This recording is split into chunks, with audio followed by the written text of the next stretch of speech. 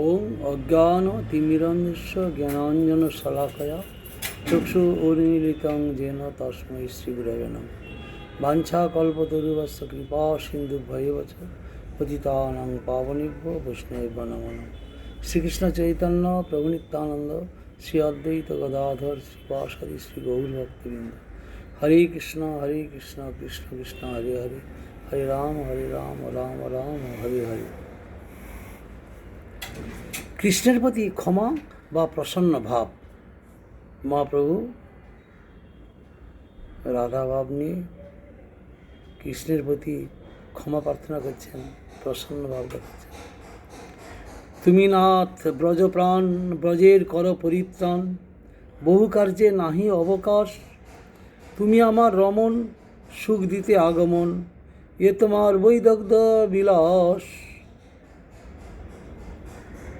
পটুতা, পাণ্ডিত্য, রসিকতা, চতুরতা, শোভা বা ভঙ্গি, এই হচ্ছে বৈদগ্ধ বিলাস।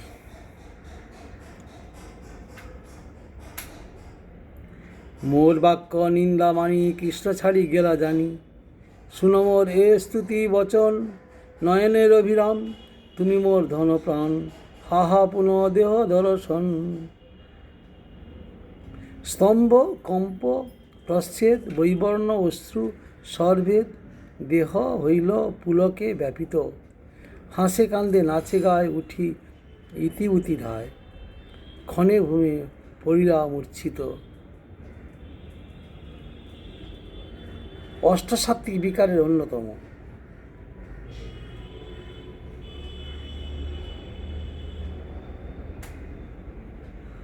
হর্ষ ভজনশীলের দেহে এই স্তম্ভাদি ভাব প্রকাশ পায়। প্রাণ পঞ্চভূতের ভূমিস্থিত হইলে স্তম্ভ হয়। হর্ষ, ভয়, বিস্ময়, বিষাদ ও ক্রোধ হইতে স্তম্ভ জাত হয়। স্তম্ভ হইতে বাক, পানি, পাদাদির চেষ্টারাহিত্য, নিশ্চলতা ও শূন্যতা প্রভৃতি হয়। স্তম্ভ মনের অবস্থা বিশেষ। বাক্যাদি রাহিত্য, দেহজ বিকার বাহিরে ও অন্তরে ব্যাপী অবস্থিত। পূর্বে সূক্ষ্মাবস্থা, পরে স্থূলাবস্থা। বাক্যাদিহীনতা, কর্মেন্দ্রিয় শূন্যতা, জ্ঞানেন্দ্রিয়ের ক্রিয়া রাহিত্য জ্ঞাপক।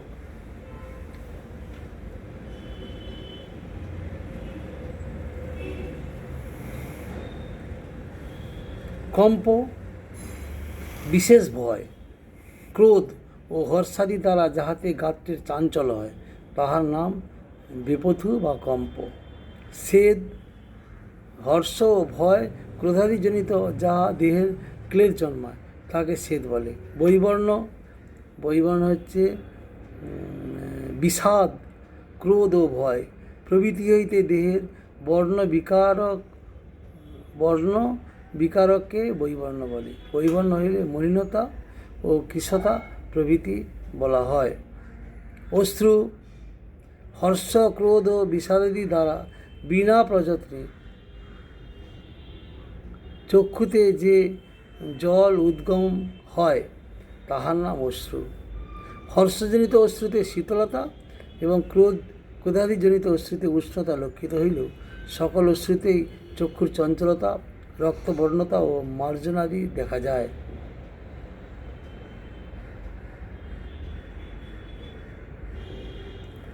মূর্ছা হইল সাক্ষাৎকার, উঠি করে হুঙ্কার, কহে আইলা মহাশয়, কৃষ্ণের মাধুর্য গুণে নানা ভ্রম হয় মনে, শ্লোক পরি করয় নিশ্চয়।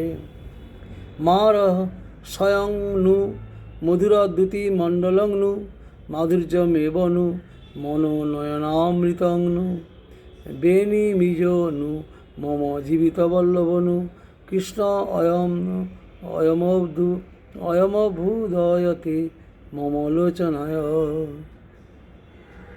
হে সখী, সাক্ষাৎ কন্দর্পস্বরূপ, দ্যুতি কদম্ব মাধুর্যস্বরূপ, মূর্তিমান মাধুর্যস্বরূপ, মনোনয়নের অমৃতস্বরূপ, গোপীজনের আনন্দপ্রদ স্বরূপ, আমার প্রাণবল্লভ স্বরূপ সাক্ষাৎ নন্দনন্দন ইনি যে আমার দর্শন পথে অভ্যুদিত হইলেন।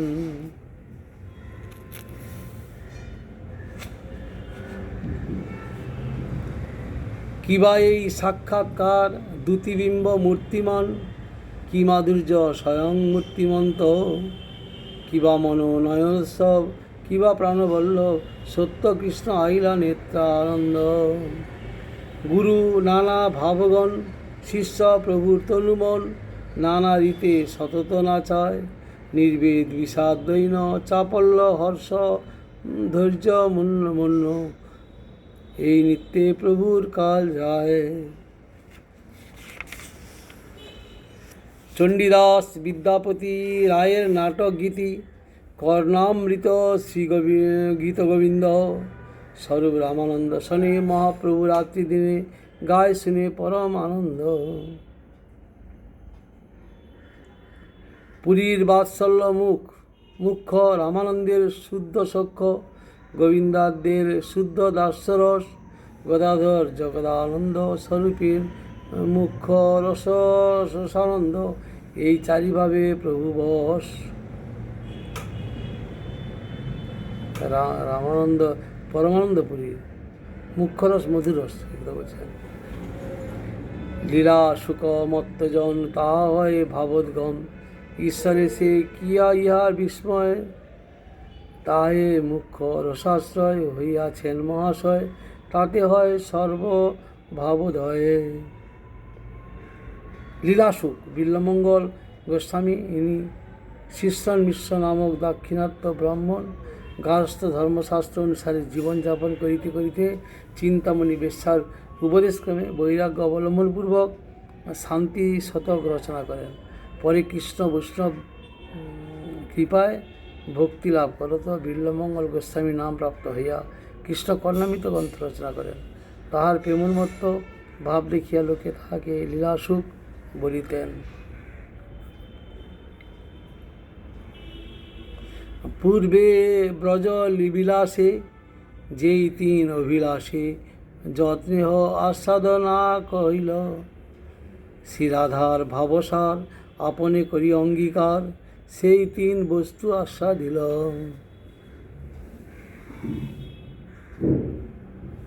আপনে করি আস্বাদনে শিখাইল ভক্তগণে, প্রেম চিন্তামণির প্রভুধ্বনি, নাহি জানে স্থানাস্থান, যারে তারে কইল দান, মহাপ্রভু দাতা শিরোমণি। প্রভু শ্রী চৈতন্যদেবের প্রেম চিন্তামণি ধন, সেই ধনে তিনি ধনী। প্রাকৃত চিন্তামণির কার্যের ন্যায় প্রেম চিন্তামণি বহু বহু প্রেম চিন্তামণি উৎপাদন করিয়াও প্রভুর ভাণ্ডারে তাহা পূর্ণরূপে বিরাজমান। আবার ভক্তগণ প্রভুদত্ত প্রেম চিন্তামণি হইতে অনন্ত কোটি চিন্তামণি সর্বজগতে বিস্তার করিয়াছেন।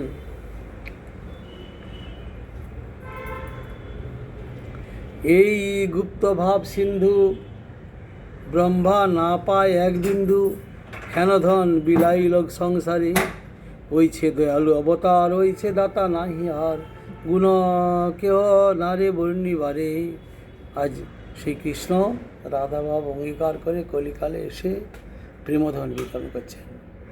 সেই প্রেমের দ্বারা সেই প্রেমধনটা কী করে আসবে না, সেবার দ্বারা ভক্তির মাধ্যমে এই প্রেম আস্বাদনের পথ প্রদর্শন করেছেন। কহিবার কথা নয়, কহিলে কেহ না বুঝয়, ওইছে চিত্ত চৈতন্যের রঙ্গ, সেই সে বুঝিতে পারে, চৈতন্যের কি বাজারে হয় তার দাসানুদাস সঙ্গ। এই রাধানুগত ভাবতত্ত্বে সাধারণ অধিকার নাই। রাধার অনুগত যে ভাব, রাধার সঙ্গ, রাধার চরণাশ্রয় করে যে ভাব উদয় হয়, সাধারণের অধিকার নাই। অযোগ্য পাত্রে কহিলে তাহা সহজিয়া বাউল প্রভৃতি বিকৃতভাবে ন্যায় রূপান্তর লাভ করে। যদি গায়ের জোরে আমরা সেই ভাব অর্জন করতে চাই, তাহলে একমাত্র সেই অপসম্প্রদায় থেকে তার ভক্তি হবে কি ঘুরে নরকের দিকে গতি হবে। আউল বাউল কর্তা ভেজা নেরাদ্রবের সাই সখী বেটি, জাত গোসাই অতিবাড়ি চূড়াধারী গৌর নাগরী, তোতা কহি অপসম্প্রদায় ত্যাগ করা, তাহলে সেই সব হয়ে যেতে হবে। যদি জোর করে এঁচড় পাকাতে যান, তাহলে এঁচড় আর হবে না, সেটাকে মানুষও খেতে পারবে না আর গরুতেও খেতে পারবে না, নষ্ট হয়ে গেছে। জোর করে বাগাতে গেলে সেরকম ভাবটা ভগবত ইচ্ছা হবে, গায়ের জোর হবে না।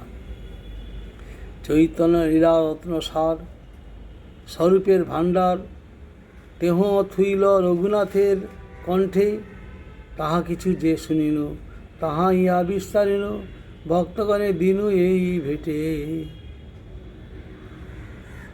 স্বরূপ গোস্বামী মহাপ্রভুর শেষ লীলা কর্চা সূত্র করিয়া শ্রী রঘুনাথ দাস গোস্বামীর কণ্ঠে রাখিয়াছিলেন। স্বরূপের রঘু, রঘুনাথ দাস গোস্বামী বাড়ি থেকে চলে গেলেন মহাপ্রভুর কাছে, গুরুদেবের চরণ আশ্রয় করে না, আশ্রয় নেন না, যার জন্য ফিরে গেলেন। বললেন, তুমি গ্রাম্য কথা না শুনিবে, গ্রাম্য কথা না কইবে, অমানি মানদ হয়ে কীর্তন করবে, আর স্থির হও, ঘরে যাও, না হও বাতুল। ক্রমে ক্রমে পাইল ভব সিন্ধুপুর। স্থির হয়ে বাড়িতে যাও, বাতুল হয়ে না, ঠিক সময় মতো ভগবান তোমাকে কৃপা করবেন। তারপরে নিত্যানন্দবাবু গেলেন পানিহাটিতে,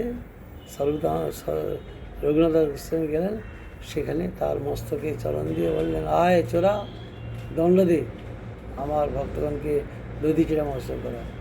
এই করলেন, আশীর্বাদ পেলেন, নিতাইয়ের করুণা হলো। তারপরে মহাপ্রভুর কাছে গেলেন, মহাপ্রভু অঙ্গীকার করে তাকে স্বরূপের হাতে দিলেন। স্বরূপের হাতে সমস্ত শিক্ষা লাভ করেছেন এই রঘুনাথ দাস গোস্বামী, এই জন্য বলে স্বরূপের রঘু। আর স্বরূপ আমাদের কর্যার যা কিছু সমস্ত ওই রঘুনাথ দাস করেছে। এই যে স্বরূপ গোস্বামী মহাপ্রভুর শেষ লীলা কর্চা সূত্র করিয়া শ্রী রঘুনাথ দাস গোস্বামীর কণ্ঠে রাখিয়াছিলেন, অর্থাৎ তাহাকে কণ্ঠস্থ করাইয়া কবিরাজ গোস্বামীর দ্বারা জগতে প্রচার করিয়াছেন। সুতরাং স্বরূপ, শ্রী স্বরূপকৃত কর্চা পৃথক পুস্তকাগারে লিখিত হয় নাই। এই শ্রী চৈতন্য চরিতামৃতই স্বরূপের কর্চার নিষ্কর্ষ, অর্থাৎ স্বরূপদামতে যেটা লিখে গেছেন সেইটাই কবিরাজ গোস্বামী এই চৈতন্য চরিতামৃততে সব কিছু উত্থাপন করেছেন।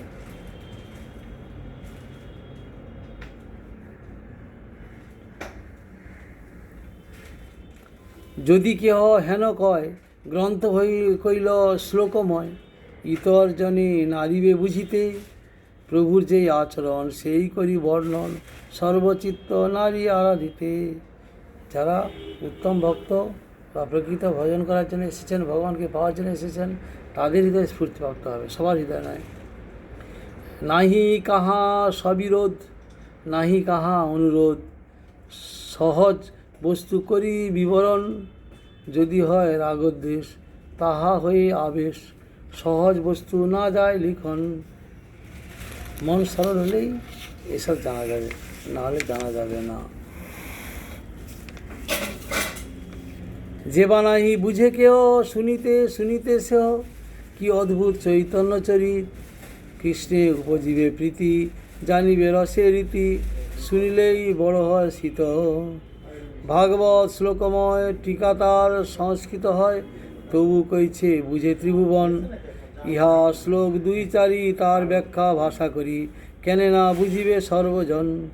শেষ লীলার সূত্রগণ কইলু কিছু বিবরণ, ইহা বিস্তারিতে চিত্ত হয়, থাকে যদি আয়ু শেষ, বিস্তারি বলিলা শেষ, যদি মহাপ্রভুর কৃপা হয়। আমি বৃদ্ধ জরাতুর লিখিতে কাঁপিয়ে কর, মনে কিছু স্মরণ না হয়, না দেখিয়ে নয়নে, না শুনয়ে শ্রবণে, তবু লিখি এ বড় বিস্ময়। এই অন্তলীলাসার সূত্র মধ্যে বিস্তার করি কিছু করিল বর্ণন, ইহা মধ্যে মরি যাবে বর্ণিতে না পারি তবে, এই লীলা ভক্তগণ ধন। সংক্ষেপে এই সূত্র কইল, যে ইহা না লিখিল আগে তাহা করিব বিচার, যদি তত দিন যে মহাপ্রভুর কৃপা হয়ে ইচ্ছা ভরি করিব বিস্তার। ছোট বড় ভক্তগণ বন্ধ সবার চরণ, সবে মোহে কর সন্তোষ। স্বরূপ গোসাইয়ের মতো রূপ রঘুনাথ জানে যত, তাহা লিখি নাই মোর দোষ। শ্রীচৈতন্য নিত্যানন্দ শ্রী অদ্বৈতাদি ভক্তবৃন্দ শ্রীধরি সবার চরণ, স্বরূপ রূপ সনাতন রঘুনাথের শ্রীচরণ, ধূলি কর মস্তকে ভূষণ। পাইয়া যার আজ্ঞাধন ব্রজের বৈষ্ণবগণ, বন্দতার মুখ্য হরিদাস, চৈতন্য বিলাস সিন্ধু, কল্লোলের এক বিন্দু, তার কণা কহে কৃষ্ণদাস। ভজন বিজ্ঞ ভজনশীল ও কৃষ্ণ নামে দীক্ষিত কৃষ্ণ নামকারী এই ত্রিবিধ ছোট বড় ভক্ত সকলে আমাকে কৃপা করুন। তর্কনিষ্ঠ কনিষ্ঠ ভক্ত আমাকে সিদ্ধান্তহীন অথচ রসিক ভক্ত মনে করিয়া আমার পক্ষে লীলার সহিত সিদ্ধান্ত সমূহ লেখাকে পাণ্ডিত্য ভক্তিহীনতা ও কুতর্ক নিষ্ঠার ফল মনে করিয়া দোষী স্থির করিয়া পাছে কৃপা না করেন এই আশঙ্কায় বিনীতভাবে নিবেদন করিতেছি যে আমার নিজের কোনো স্বতন্ত্রতা নাই। আমি যাহাদের পাদপদ্মে বিকৃত সেই রূপ রঘুনাথ শ্রী দামোদর স্বরূপের নিকট হইতে শ্রী গৌরলীলা তত্ত্ব যাহা জানিয়াছি তাহাই লিখিলাম। বাঞ্ছা কল্পতরুবশ কৃপা সিন্ধু ভয়বচ পতিতানাং পাবনেভ্যো বৈষ্ণবেভ্যো নমো নমঃ। লেখক কৃষ্ণদাস কবিরাজ গোস্বামী এইসব বললেন।